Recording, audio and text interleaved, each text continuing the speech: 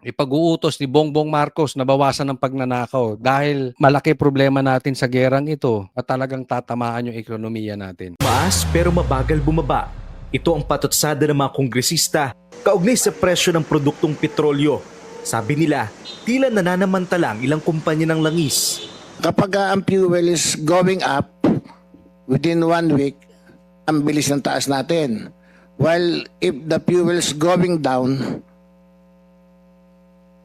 ang hina ng baba natin. Alam mo, kung si Bongbong Marcos hindi inutil, may punto yung sinasabi nito eh. Pag tumataas ang presyo sa merkado ng gasolina, ang bilis magsitaas nito mga animal na itong mga gas station. Pero pag bumababa, ang tagal nila, utay-utay. Pero pag tumaas, taas agad. Huwag naman kayong swapang. Ito panawagan ko sa inyo, mga gas station, napakaswapang ninyo. Sabi nga ni Bongbong Marcos, may stock pa naman tayo. So sa madaling salita, nabili nyo ng mura yan. Bakit ibebenta nyo ng mahal? Dahil nagkagera. Mali naman atang diskarte yan. Yan po ay utak negosyante. Hindi po yan utak na may pagmamahal. Hindi po yan utak ng Pilipino. Wag namang ganun. Hindi, buti kung nabili nyong mahal, okay lang. Hindi, stock nyo yan May stock pa rin tayo. Pero giit ng Department of Energy, ayon sa batas, wala naman kasi silang direktang kapangyarihan na kontrolin ang presyo ng petrolyo.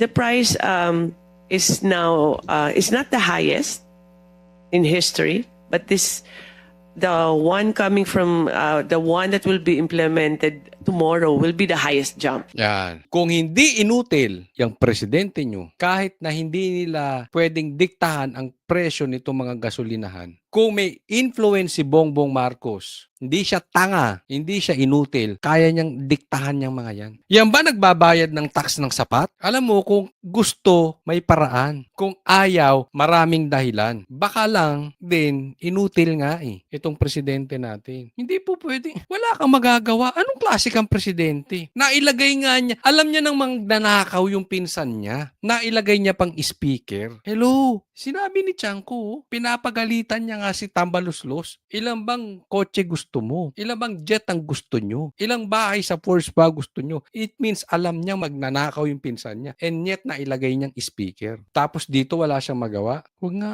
kami. We're estimating it's an deregulated industry, so we do not have the powers to regulate the price. We monitor, they report, they justify.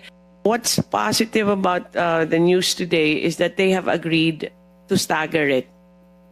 Stagger in a sense that in the whole week, hindi isang bagsakan na 20 pesos kaagad tomorrow. Kaya kita sabi niya, ang tataas kasi, kunwari 20 pesos, ang good news doon, uutay-utayin nila. Yung pala, yung utay-utay, kada araw magtataas. Hindi ganun dapat. Ang utay-utay niyan dapat kada linggo. Magtaas kayo ngayon. Kasi every Tuesday nagtataas Magtaas kayo. Tapos susunod na taas next Tuesday ulit. Hindi yung araw-araw. Stock nyo lang yan Napakagahaman nyo naman. Nagpapatuloy ang diskusyon sa Kamara kaugnay sa hirit ng Malacanang na bigyan ng kapangyarihan ng Pangulo na suspindihin ang excise tax. Inutil talaga to.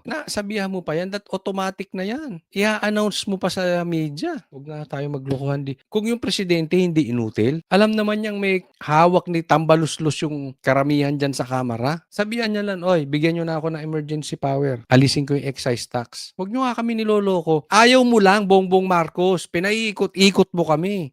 Hihingin mo pa, i-announce mo pa sa media. Isang tawag lang yan Ano ka naging presidente ka pa, inutil ka? Ano naging presidente ka, wala kang influence? Hindi ko sinasabing baliin mo ang batas. Pero dapat may influence ka. Pagdinig kanina, ipinakita ng Department of Finance na milyong halaga ng pondo ang mawawala sa kita ng gobyerno sakaling mabura ang excise tax.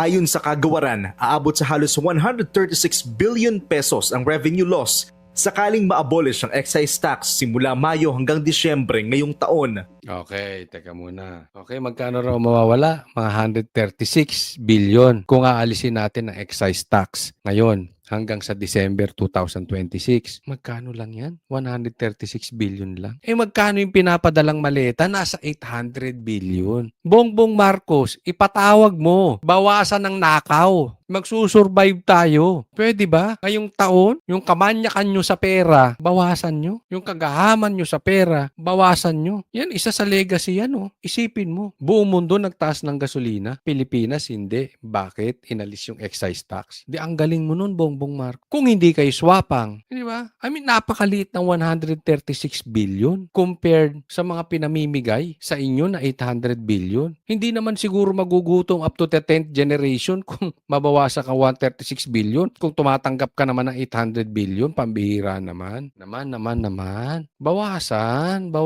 lang. Ipag-utos mo lang. Pwede ba, honey? Bawasan natin ang nakaw natin para sa mga Pilipino. Explain mo lang sa mga congressman, sa mga kamag-anak. Bawasan natin ang nakaw. Anak, bawas tayo ng nakaw ha. Ano lang, sweetheart, bawasan mo ang coke, babawas tayo ng nakaw para makapaggasolina yung mga kapwa nating Pilipino. Ngayon lang naman. Noong nakaraang taon, nakakuha ng pinakamalaking kita sa excise tax ang pamahalaan mula sa gasolina na may halos 48%.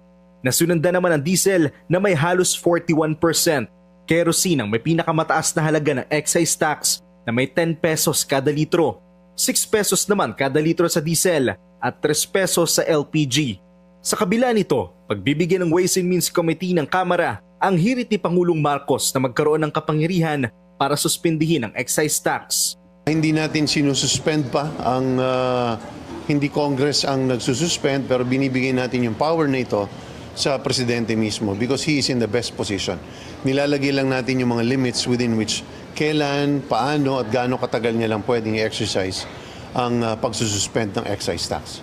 Aminado ang Ito lang nga, simple lang to. Ang hinihingi, emergency powers. Hindi martial law, ha? Baka sumobra sa powers to si Bongbong Marcos. Gahaman eh. Hindi lang, gahaman sa pera, gahaman sa power. Baka mauwi tayo sa martial law, ha? Okay, nililinaw lang natin. Pero wag na nating paikot-ikutin. Sabi ko nga, pag gusto, may paraan. Pag ayaw, maraming dahilan. Pag nasuspindi ang excise tax, it means seryoso si Bongbong Marcos. Tulungan ang Pilipino. Pag hindi nasuspend ang excise tax, kunwari lang si Bongbong Marcos na concerned sa Pilipino. Pero in reality, ayaw niya talagang tanggalin. Naglilinis lang ng pangalan. Kunwari may ginagawa, ginawa niya ang gusto niya, ginawa niya ang kanyang magagawa, pero hindi nangyari. In short, gahaman talaga sa pera. Ayaw mabawasan ang kita ng gobyerno. Dahil alam natin, may maleta issue. As simple as that. Kasi pwede naman eh. Kung gusto, pwede naman. Alam naman natin yan. So, tingnan natin kung mababawas talaga. Kasi marami naman binanggit si Bongbong Marcos na hindi nangyayari, di ba? Kunwari, hindi pa papasukin ng ICC, pero pinapasok. Kunwari, hindi pa papasukin ng EDCA, pero pinapasok. Kunwari, hindi pa papasukin ng barel sa KOJC, pero pinapasok. Lahat yan puro pagkukunwari. Ito na naman tayo sa another pagkukunwari. Pagkukunwari na gustong suspindihin ng excise tax, malalaman natin kung sususpindihin o hindi. Malalaman natin ang totoong gusto ni Bongbong Marcos.